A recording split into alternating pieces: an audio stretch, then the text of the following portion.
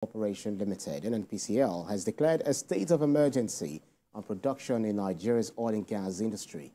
Group Chief Executive Officer of the NNPC, Mele Kyari, disclosed this in a keynote address at the opening ceremony of the 23rd edition of the Nigeria Oil and Gas Conference, an exhibition in Abuja. He said, quote, "We have declared war on the challenges affecting our crude oil production.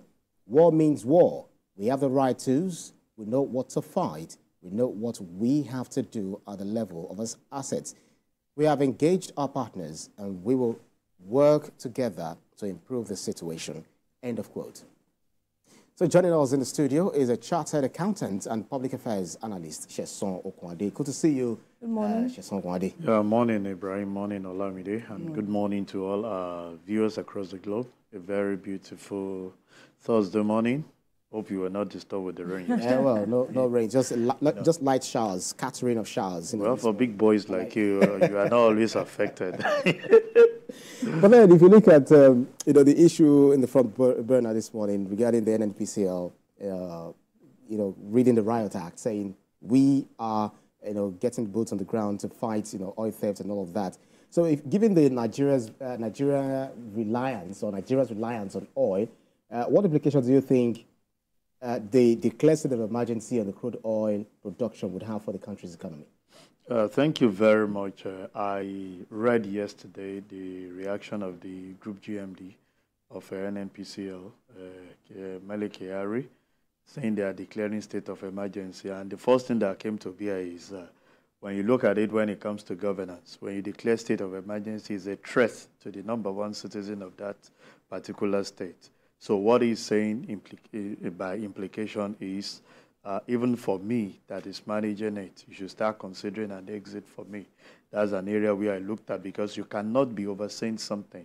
Mele Kyari joined this organization right from the time of the last administration with so much speculation that he might not actually be retained, for the second term. Yeah. And when you look at the track record from its inception till date, what have we achieved? We have a capacity of having over 2,400 barrels per day, but we've been swinging between less than 1 million to 1,200. I think currently, as at the end of May, we are about 1,200, 1.2 million barrels per day. And you ask, what are the major challenges? We've seen a lot of visits to the site where he has raised alarm. We have over 500 and something pipeline plugs to this. Enough of some of those problems. What are the solutions? Where are we? Declaring war at this point in time, I asked myself, how many of the culprits have we been able to pin down and punish to serve as deterrent to others? We've not had that.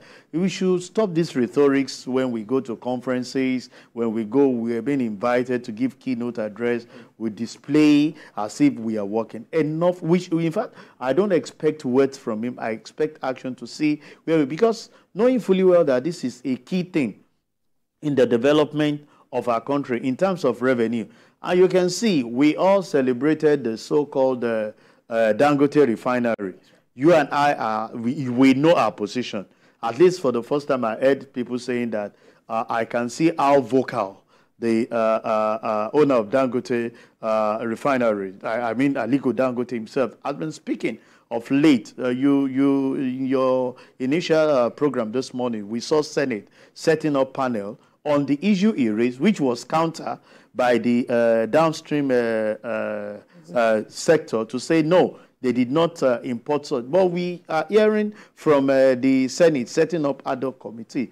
I think the major problem we have is that we discuss so much, we speak so much without any action. Because I expect that by now we will find some people culpable, punished. Because when you talked about plugging all these pipes to the NNPC pipes, it's not business for you and I that you do with 1 million naira or 10 million or 100 million, or you need sophisticated equipment. So where is the surveillance? Where people had to plug into that? These are things that are not done within 1 hour, 2 hours, 3 hours. This takes a lot of days, months for you to actually set up, dug the well and everything. So if we are declaring war at this point in time, I think the first thing the president needs to do, my personal view, is that we should have an exchange. We can't have the same person doing the same thing for us without having a risk. And we cause this to be a reliance. Look at the investment that NNPC had in Dangote. And up till now, we are not even having any major input except for AGO that is actually being shared. We have gases that we are flaring. We cannot improve on our power. We still talked about the scarcity of gas when we are, it's on record that Nigeria is one of the first 10 in flaring of gases. So you ask yourself, what exactly are we doing? Big timely entrenched in some of these resources, but we cannot benefit. Just one. Look at how we are struggling. We can only hear from the power sector, increase in it. Do we have increase in generation? The answer is no. You keep hearing about grid collapse, you know, every now and then. We have not. So where are those things going? And we have someone at the end of our fear coming to declare, which one are we declaring? That tomorrow we start talking about destroying some of those things that some people have illegally acquired that should have been a source of putting things together. Because I keep asking myself, can't we make law if indeed we confirm that you have illegally diverted what should have been a revenue generation to us? Why destroying it? I still ask myself that question. Why can't we make law and say, okay, this that's actually been discovered and we've been able to confiscate it from the hands of the people. Can we now do the proper thing, channel it up to let it be additional revenue? But what we keep hearing is, let's destroy it, let's blow it up. It's just something that is worrisome. But now that he has called for a state of emergency, I think the presidency or the president will act by making sure that, okay, you are there, I think you need to step down. Let's have a change of baton and see what someone else can do, since you yourself seems not to have a deeper understanding of what is going on. And since we're also talking about the reactions to that statement yesterday, if I may relay the sentiment of some Nigerians about the fact that when you hear a state of emergency, not many Nigerians are really excited about a state of emergency and, you know, believe that there will be swift action coming into place following that announcement. So why should we take this announcement by Mele Kyari seriously this time? And how would this declaration, you know, help in the ongoing efforts, you know, to refine some of our refineries? Yeah, I think we need to take it with all seriousness, knowing fully well that this is, Nigeria runs a mono economy. We rely so much on this. We've been talking about diversification into other sectors, but we've not gotten any leadway in it. When you talked about solid minerals, we've actually had a lot, but the ministry keep telling me that I read the other time, and I listened to the Minister of Solid Mineral, which we consider as area of diversification, complain there are cartels that is really not making those things. So when you look at your main source of revenue, maybe I'll put it hypothetically as a businessman, you go all out to protect that and see what best you can do. And that's why we must take this with all seriousness.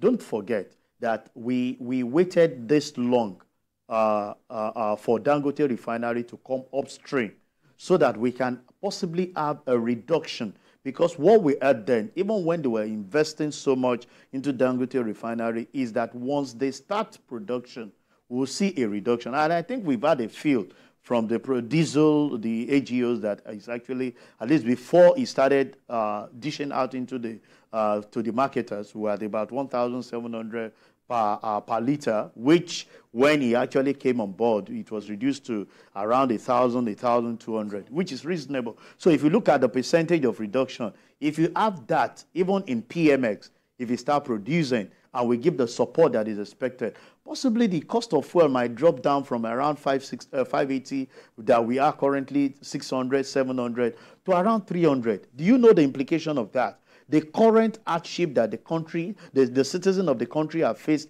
is pegged on that cost of production. When you talked about fueling your vehicle, people find it difficult now to move around.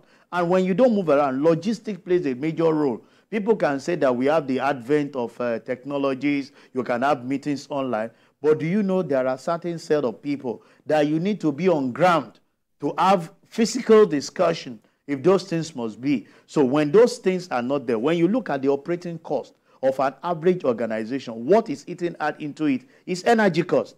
And energy cost can be divided into two. Just in your headline this morning, you read about the increase in the cost of Band A customer to 209.50 kobo. That on its own has its impact on the bottom line of every manufacturer. That's one. When you now talked about the logistics at which your staff move around, you ask yourself, your operating cost keeps increasing. Can the consumer that you are producing for, can they accommodate that? The answer is no. So you can imagine if significantly we can start refining this product. I'm addressing that issue, why this must be taken with all seriousness. That if we can address this issue and we are able to get, I'm not even advocating that you should sell for 150 or 180 that we had before. Let's do 50% of what we have currently. Talked about 250 something or 260 naira. You will see the level at which everything will definitely drop down. Where are we with the promise given on the CNG buses to relieve transportation? People now, in a relaxed manner now, adopt the level of trekking. They say it's a form of exercise. But will you want to trek if you have those cheap or less way of committing yourself to wherever you're going? The answer is no. At least everybody wants comfort for themselves. So it is very key. It is germane. I can tell you, if today the cost of PMX, DPK, and all other things that comes out of it is reduced by 50%, you will see the way at which we will have a relief as citizens of this country. But if you go this route, that we are even struggling to make production or give access of crude oil to Dangote that we call our own, it's quite disheartening that we may not be going anywhere. And that's actually where I want to take you up on.